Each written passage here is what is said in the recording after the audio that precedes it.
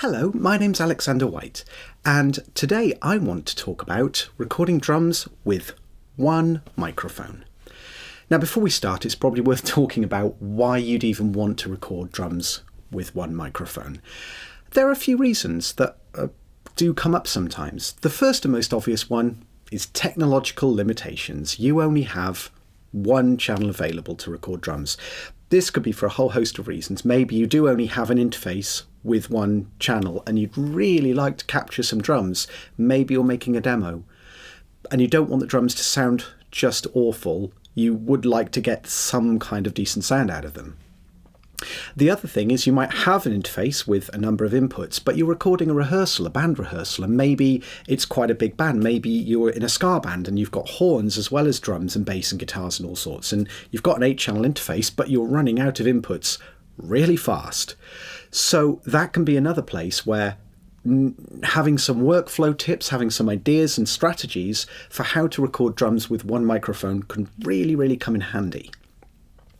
So the other reason you might record drums with one microphone is maybe an aesthetic reason. You are recording a jazz band. It's a folk band. It's an indie rock band, but you kind of want to not try to get an overly processed drum sound. You want something to sound more organic. You want the sound of a drummer in a room. You want the idea of the drum kit as one whole instrument rather than components of a drum kit. So the final reason, I think, which is really useful, is if you are in trouble time-wise and you need to get things going really quickly, recording drums with one microphone and knowing that with one microphone you can capture a pretty great drum kit sound that's going to really work, and probably actually by the time you've mixed it, a lot of people may not even know it was one microphone. That's really great. Again, just more tools for your toolbox to be able to help you get the desired result in your recordings or music making. So what I have over here is a drum kit, and I'm using one overhead microphone, and it's a Rode NT5. So it's a small diaphragm condenser microphone, and it's not particularly expensive. So it's a very affordable microphone. So let's go over to the drums and let's make a recording and actually have a listen to what we've got with the microphone just in the place that it is, set up really roughly over the top of the drum kit. On our recording software here, this is Luna, and I've got a track set up, Rode NT5, a little basic preamp. I've got a little Golden Age Project pre-73 EQ over here, preamp over here, so nothing particularly fancy again. We're just going to record on this track, and I'm going to press record, walk over to the drums and record some drums. What you'll see me do when we first do this is I'm going to play each drum and cymbal and kick drum individually. And the reason is because when I do this, when I capture drums with one microphone, which I do quite often, I do both. I do multi-mic and I do single mic. When I do this, I find that being able to listen to each drum individually first and make sure the drum is tuned as I would like it, to make sure there's no weird resonances going on in them, really helps to assess where I want to put that mic position. And then, of course, I actually play some drums and have a listen as a group as well and see what's popping out, what could be sitting back more in the mix, and then move the microphone accordingly. So let's go over and record some drums.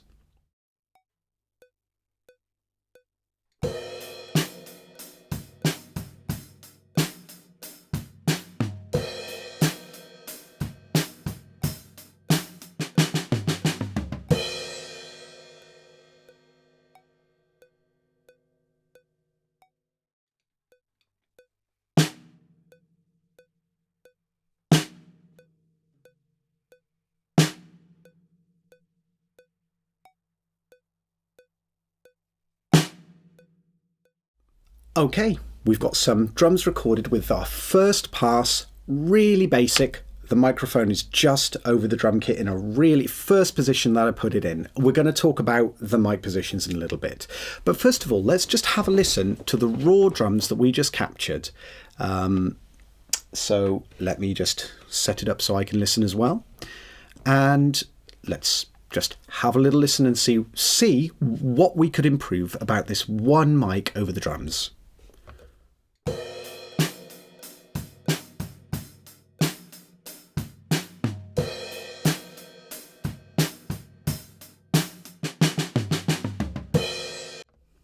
Okay, we'll just listen again.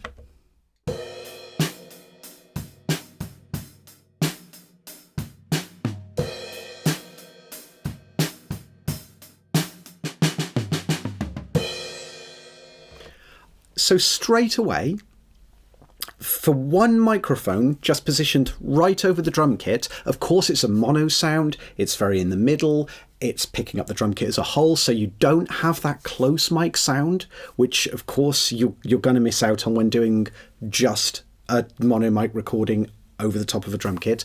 But all of the drums are actually coming out nicely. The snare sounds deep and fat. The toms are coming out sounding boop, boop, boop, boop, just like you'd expect. The cymbals don't seem too washy or too sharp. They're actually working quite nicely. So let's head over to here where I recorded some of the individual hits and just have a little listen to some of these individual hits on their own. Let me just turn my headphones down for a sec. Okay, so here's our individual hits.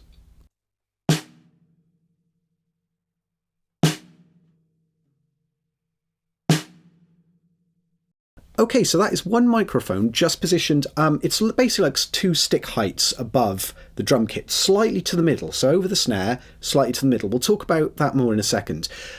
But straight away, you could imagine that being a sample, a live drum kit sample, certainly not a processed one, not a compressed and reverby, but you could imagine using that if you wanted like a very organic kind of snare sample.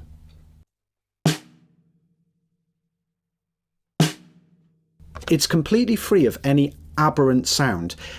It's a really cool sound. So let's move on to the next sound. This might be more snare drums. Hold on. Yeah, I'm still just playing with snare drums here.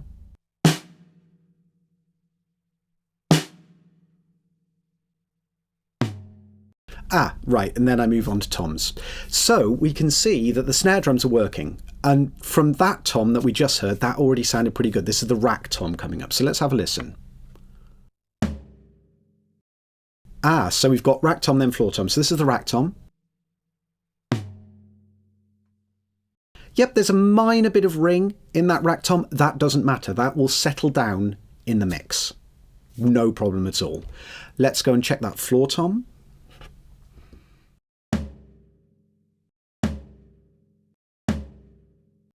Okay, so that's actually lacking a little bit of bottom and body. It could do with more bass, but I have a little strategy, a little workflow system coming up that is really going to help us make a heck of a lot of this single mic recording. But we'll consider that for a second. Now let's carry on just listening. I think I did a few of these.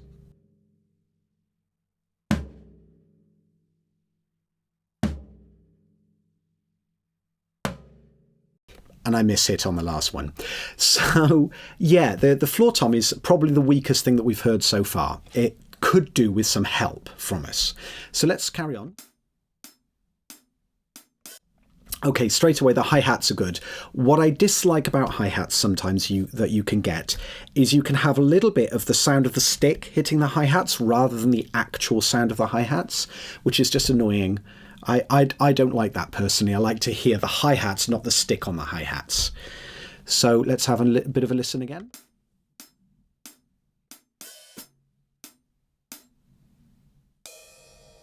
And then we're going on to the ride cymbal.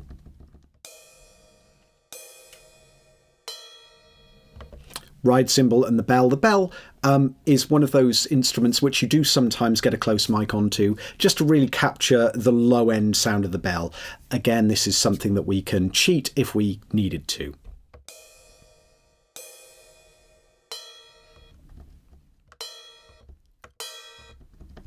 And then probably what you've got coming up next is kick. Ah, crash. Okay, that sounds like a crash.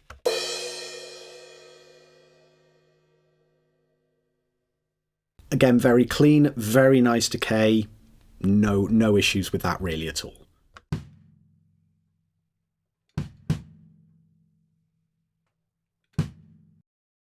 So the kick with this overhead mic setup is also suffering from that low end stuff. We haven't really got enough going on in that kick drum. So the two things that are suffering slightly are the floor tom and the kick drum. But I'm curious, what happens if we go and move the mic a little bit? Let's just go try it and see if it makes any difference. So let's talk about the microphone a little bit. I have this microphone positioned kind of, the snare is here, it's right at the edge of the snare drum. It's kind of not looking at the centre, it's looking over to the right. It's not quite over the kick drum, so that kind of hole that is between your ride cymbal and snare drum, that there, the microphone is a little bit to your right of that. It is about, it's actually less than 2 sticks high.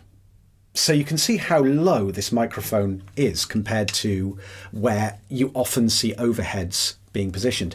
I think this really helps when using one microphone on drums, is to think of your forehead height almost and position your microphone forehead height, and that helps blend that balance between overhead complete kick capture and close mic, which is what we've got to try to go for here with the one mic technique. But let's just try raising this microphone right up and see what happens to all of the sounds. We just recorded them. Similar, I'll play a similar beat. It won't be the same, of course, but it'll be something similar. And we'll have a listen to what happens when the microphone's quite high up. So let's just adjust it. Okay, so now what we have is a microphone that I've moved it a little bit more. I've moved it so it's more over the kick drum. And that means hopefully we'll get a little bit more of the kick drum in our recording. It's obviously close to the tom. It's looking more at the crash cymbal, which means we'll probably get more of that attack of the crash cymbal. And in terms of how many sticks high, we're talking, it's a rough, but it's pretty much 3 sticks high. Okay, so let's again just do our individual hits so we can really hear how the individual drums are coming across on this microphone position, and then we'll play a full beat and we'll compare to our previous recording.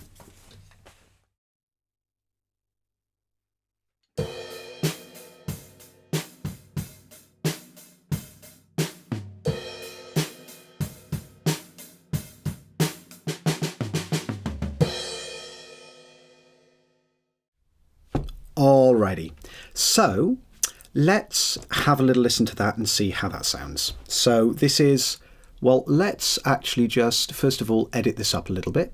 So we will just bring this in line with our other takes. So is that like a couple of bars back or something like that?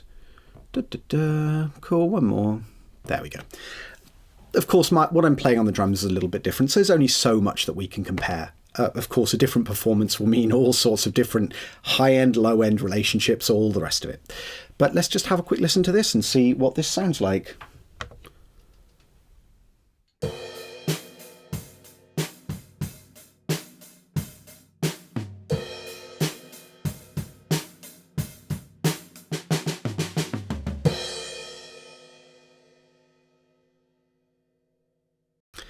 As you can tell, I'm not a drummer. I just do drums kind of, with a bit of editing, just enough to get away with sounding like I know what I'm doing on the drums. But let's just quickly compare this. Now, one of the things that we've got here is the volumes are a bit different. But interestingly, if we look, let's just expand this out a little bit. With the microphone higher up, it is quieter, but you know what? It's not that much. What there is less of the transients are just a little bit smaller. And this tends to happen when you put a microphone further away from something. Air acts as a kind of brake, and it just softens up the transients, which means in a mix, you can have a sound that's much easier to handle. It's generally speaking my preferred option to record something at a bit of a distance. So let's just quickly A/B these two and see which ones work. Now, I think I probably will have to turn the second one. Well, we'll turn the second one up a little bit just to try to somewhat compensate for the fact that it's quieter because the microphone's further away. All right, let's have a listen. So this is our first take for a reminder.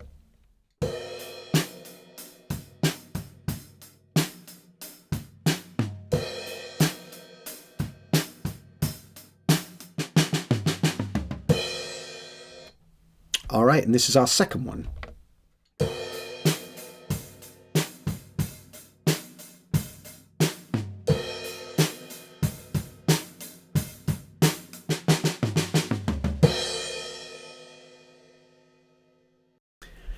What did you think of the difference?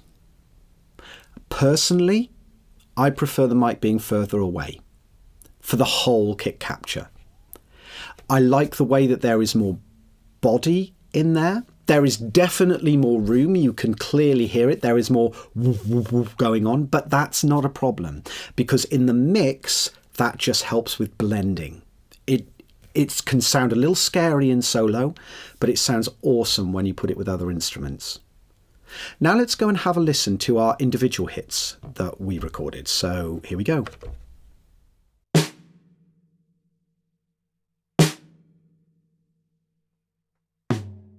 Okay, well, with the snare drums, again, if you imagine that being a sample, that would be a wonderful organic snare sample.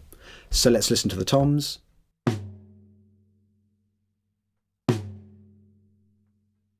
So with the toms, you can actually hear some of that snare ring, some of the snare wires. I don't mind that at all. I almost think these days it contributes to the sound of tom drums. So we'll go on to the floor tom.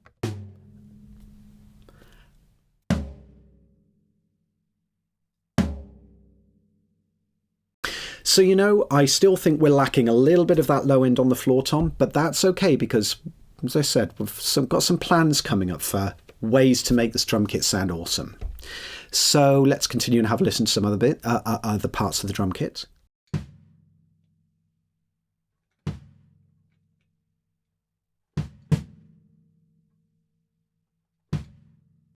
Cool, absolutely. When I really lay into that, that was really interesting. When I really lay in and dig in with the beater, it actually chokes the drum slightly. Have a listen to this. Boom, boom. So actually, that's a good reason to not lay into the kick drum too hard, unless all you're trying to get is click, click, click. We'll just carry on having a little listen.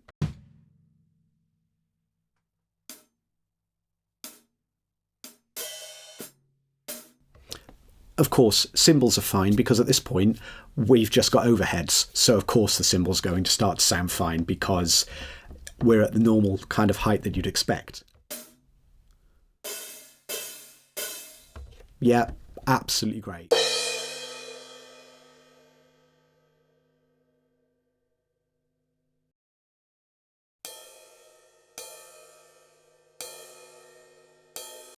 Yeah. Cymbals, I don't think we need to worry about at all. So our two challenges still is the floor tom and the kick drum. Now, the important thing is you might be able to go back to the drum kit and actually move the drum kit in the room. That can be really significant. Also, retuning the drums. That also can bring back all that bass. It may just be that the way the drum is tuned, both the kick drum and the floor tom, it may just be that they are not resonating nicely in this room and they could do with a tweak to bring back some of that low end. But because I quite like the shape of both of them, again, this is taste. And actually, you know, I just want to say this bit is the fun, creative bit of recording because you're busy deciding what do you want your snare drum to sound like? Do you want it to be high pitched? Do you want it to be a low pitched snare? Do you want it to have a lot of ring? Do you want it to be a tight sound? Like these drums, they're quite tight really. There's, you know, I've got O-rings on the drums, so we're getting a lot of kind of boom, you know, sort of sounds. We're not getting too much body. You might prefer to have a much bigger chong to your snare drum. I'm not sure any snare drum should ever sound like that, but you may want to hear all of that ring and buzz that you can get from snare drums. But that's not what I want today. I want to try and get a nice, tight, focused overhead sound. Now, which one of these two examples do you think we should use?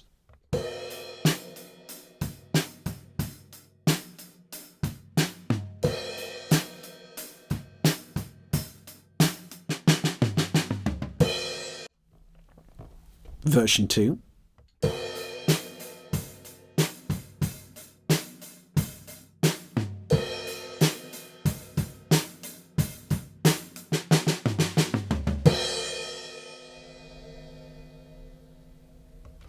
Apart from my drumming needing some editing, I personally prefer the mic being further away.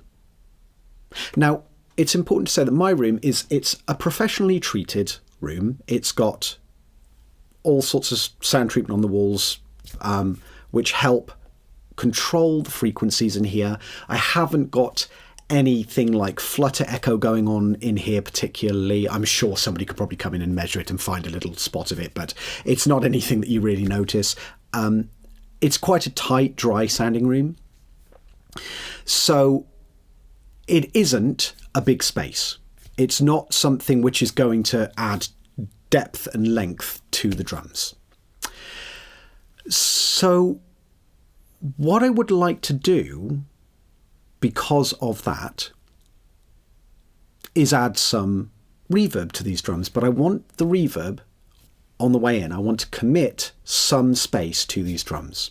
If you record in a really, really, really big studio, what you'll have is they'll have their massive room. When you record in their big room, when you record the drums, you are getting reverb along for the ride.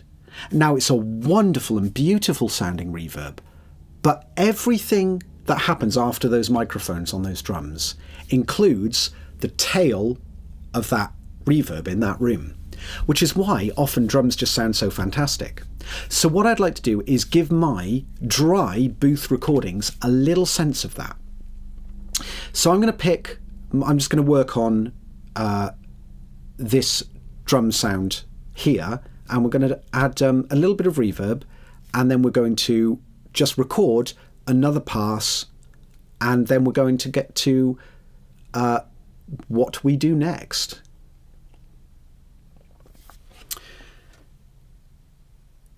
So with the reverb, I'm going to pick an EMT 140. It doesn't really matter what reverb you use. That's not the important thing. What does matter is that it can get really short, that you can have a really short decay time. So I'm just going to 100% wet for now, fully reverbed.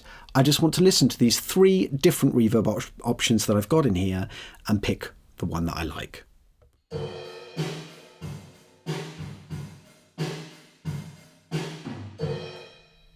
Okay, let's try C. Now, what I'm listening for at this point is high end, low end. How much is it resonating? How much is it interfering with the drums? Am I getting anything out of it being a bassier reverb or a brighter reverb?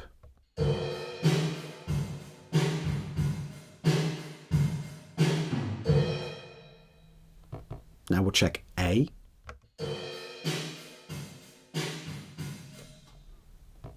I don't like A in this particular situation. Let's check B. I'm being drawn to C at the moment.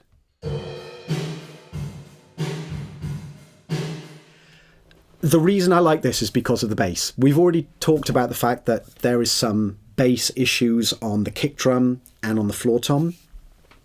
A little bit of a sense of big, powerful drums in a ridiculously reverby environment like this could be really interesting. So now what I'm going to do is I'm going to wind this all the way back.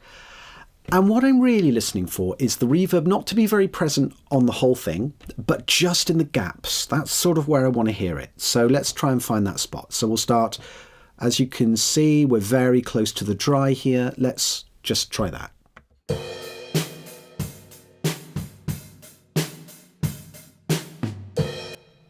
Now that's too much, so let's wind it back even further.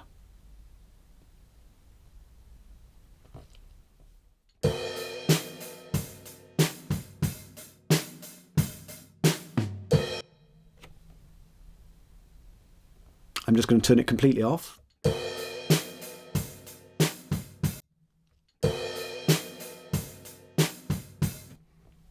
And I think I'm pretty much just putting this off the notch. Let's try this.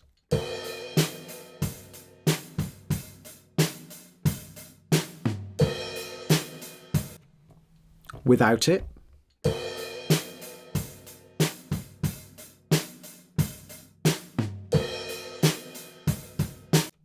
With it.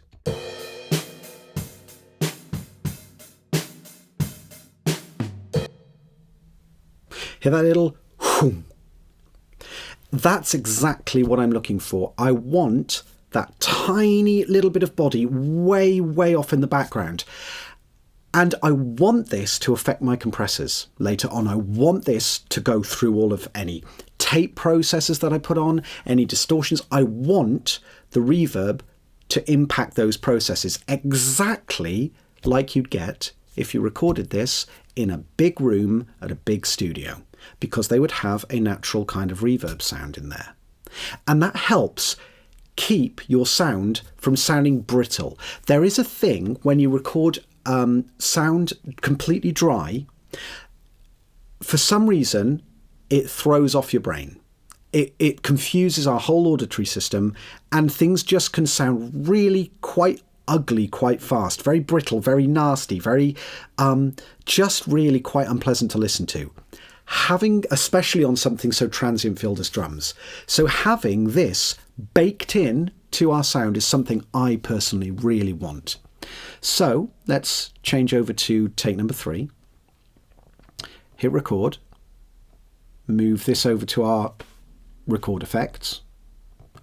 And now let's go and record some drums. Again, I'm just going to record maybe 8 bars of drums, and then we'll also take all the individual sample hits as well, because as you can see, where we're heading is we're going to sample our own kit and build up some samples EQ'd slightly against our overheads to create a really big, brilliant sounding drum kit from one microphone. So let's go and record the take.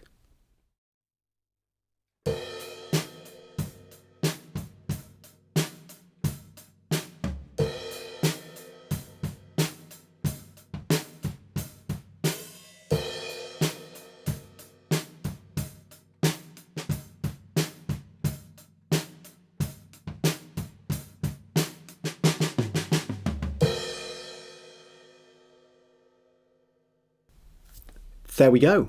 We have got our take. So let's just have a listen back to that now, just to make sure that there's nothing else that I want to do at this point. So we'll turn off the recording, jump over to here, and just have a little listen.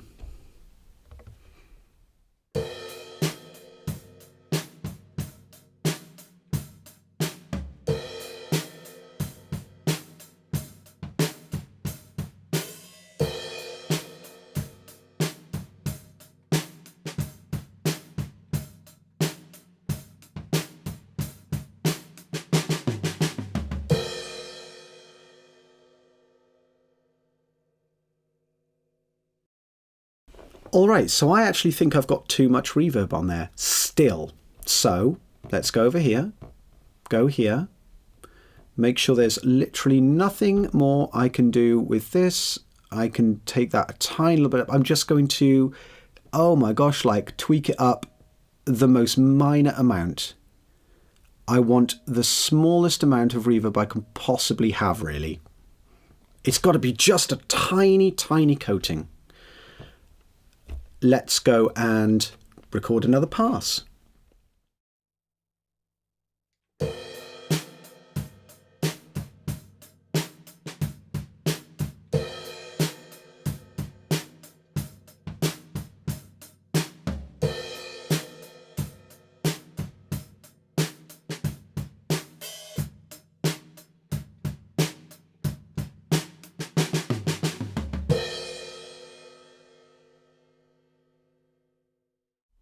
Okay, so I did a couple of takes that time because I messed them up a little bit.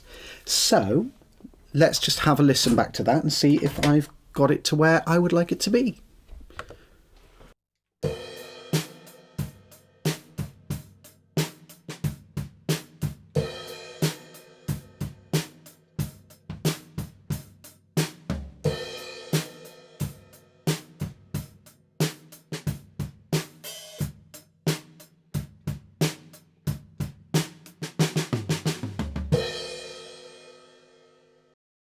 yep, that's pretty much what I'd like to get for this particular section. Now, I am going to go and record some samples of our own kit, basically. This is something I do when I'm doing single mic drum recording, because I am going to double up our hits with the samples. This is how we turn our single mono mic'd drum kit into something that sounds pretty massive. Now, you can say that why don't you just put the mics on the drums? Sure, but remember, we might not have that option. We might not have any more channels. We might not have access to triggers for the drums. What if you only have that one microphone? And that's what this is all about. Or if you just really are in a speed situation, or it's just an aesthetic thing, but you want some backup. So let's go and record our samples. For this, I'm going to switch the reverb off because I'm going to want quite dry sounds from this.